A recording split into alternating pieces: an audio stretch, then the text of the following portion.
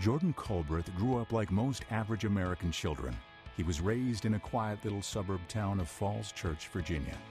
He had a loving family who supported him and encouraged him to succeed. And succeed he did. As it turned out, Jordan was anything but an average suburban boy, and his life journey was to be just as far from average. I started playing football when I was 7 years old. It was my mom's idea, actually. My dad has played college football. He didn't really want me playing the sport that early.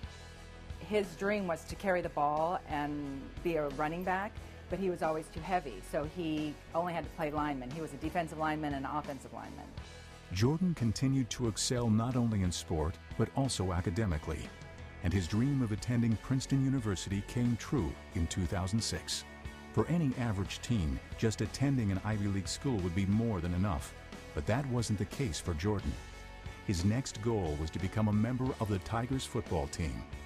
After I got admitted, I sent Coach Hughes my highlight tape, and he said that I should come out for the team in the fall, and I did, and I walked on to the team. I didn't see myself as any different than any of the other recruited athletes, which I think helped me in my journey to becoming a captain. It seemed as though anything this mechanical and aerospace engineer major put his mind to, he would accomplish. By 2008, this young walk-on was having a breakout season, leading the conference in rushing and earning one of 2 unanimous first-team All-Ivy League selections. But just 1 year later, life would call an audible for this football phenom. With the beginning of a new season came a new obstacle, but this time it wasn't an opponent on the field. Jordan became stricken by a force far greater than any opposing defense. When I first started experiencing symptoms, they started out as minor headaches, fatigue, and I was having trouble walking up staircases without being tired.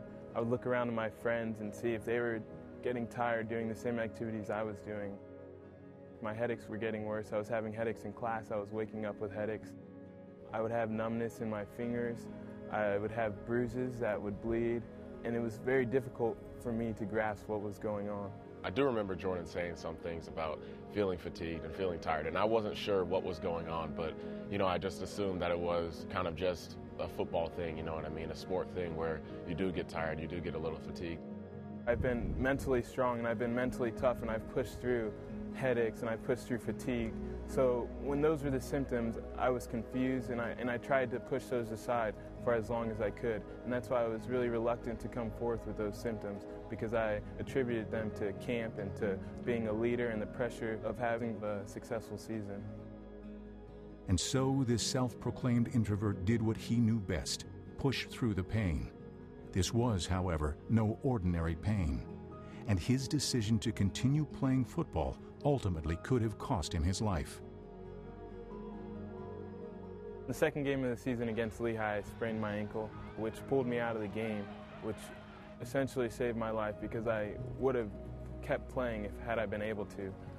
And after the game, I talked to Dr. Batukian, and she knew something was wrong, and I finally admitted to her the symptoms I've been having, and she advised me to get my blood checked the following Monday.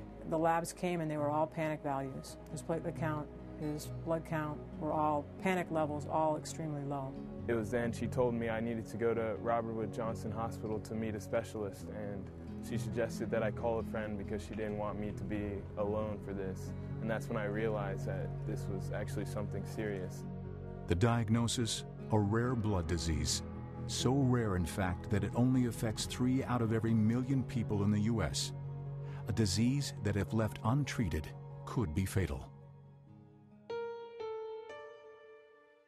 Had I not sprained my ankle in the second game, the doctor said if I had taken a hard enough hit to my head, my brain would not have been able to stop bleeding because I had no platelets.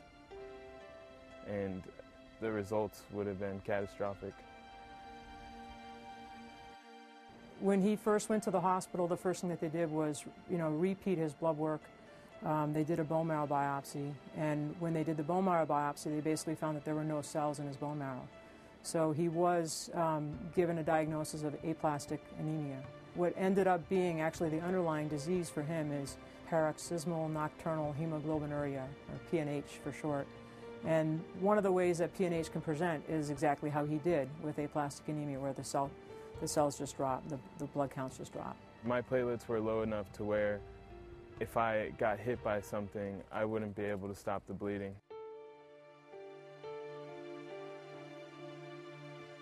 The team captain left the field with a sprained ankle, and none of his teammates could ever have imagined that he would be hanging on for his life.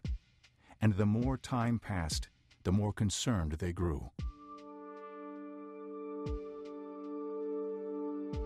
Everyone just heard Jordan's sick, he might miss this week, and then suddenly it was Jordan's pretty seriously sick. Then it was Jordan's not going to return for the season. And then about halfway through the season, we sat down, the whole team, with Jordan's doctor, and he told us about the severity of his disease and what he would have to go through in the coming months.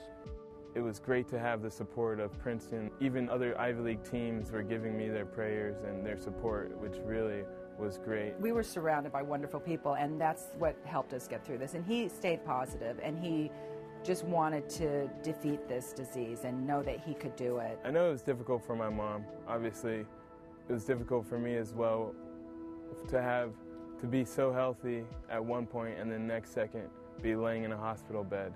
And there's nothing that they could do, there's nothing that I could do. So it was a very difficult time for me and my family. And my mom's not a really emotional person, and it hurt really badly when I saw her shedding tears. It really touched home, and it showed how serious this situation was. I think the idea of coming back to football is something that he probably flirted with from the very beginning. Like any athlete that's injured, you always think about it. Initially, the thought was just to get healthy. I wanted to make sure that the treatment was working, and I wanted to make sure that I'd be able to live a healthy life. He was initially treated with blood transfusions, platelet transfusions, and then after about a week he was stabilized. Without the possibility of a bone marrow transplant, he was then treated with anti-thymocyte-globulin and cyclosporin and pretty potent medication. After I saw a little hint of the treatment working, in the back of my mind I knew that this was something that I wanted to do. At my 6-month checkup, they finally told me that I was cleared medically to play football. I still had a long way to go physically to get back in shape. It was difficult for me to work out because my blood levels were still low. I was just really excited to have the opportunity, but now I knew that I had to live up to my expectations. I had to reach my goal, and it was going to be a battle from there on out. Jordan Culbreath not only overcame a life-threatening illness, but his dream of returning to the football field and playing at full strength was now a reality. And just like everything else this gifted young man tackled, his return to the game that he loved would be anything but average. Burnham to Culbreath, dives, touchdown! Princeton wins! Jordan Culbreath powers into the end zone! The Tigers pull it out in overtime in a thriller! Scoring the touchdown against Lafayette was a great feeling. To finally get on the field and know that I could do this again, for me was amazing, and I felt like it was also inspirational for the team. It was just the perfect cap to the longest, hardest fought journey that not only Jordan but the whole Princeton football family had to go through. We were on the sideline before our coach called the play, and we have a play called, and this is our play. We're going to run this play, and we're going to score, and we're going to win. It was just one of those moments where you're just really hyped and really excited, and handed the ball off to Jordan, and Jordan kind of went through, and immediately put my hands up in the air and went to go celebrate with him. It was a great feeling.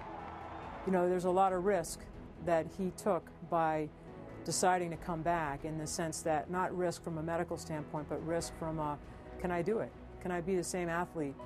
When an athlete has an injury, they don't want to come back and be any less than they were before. He's been an inspiration for me to sort of see an athlete come back and pretty much take the risk of being able to do it, number one, and number two, being able to come back at the level that he's been.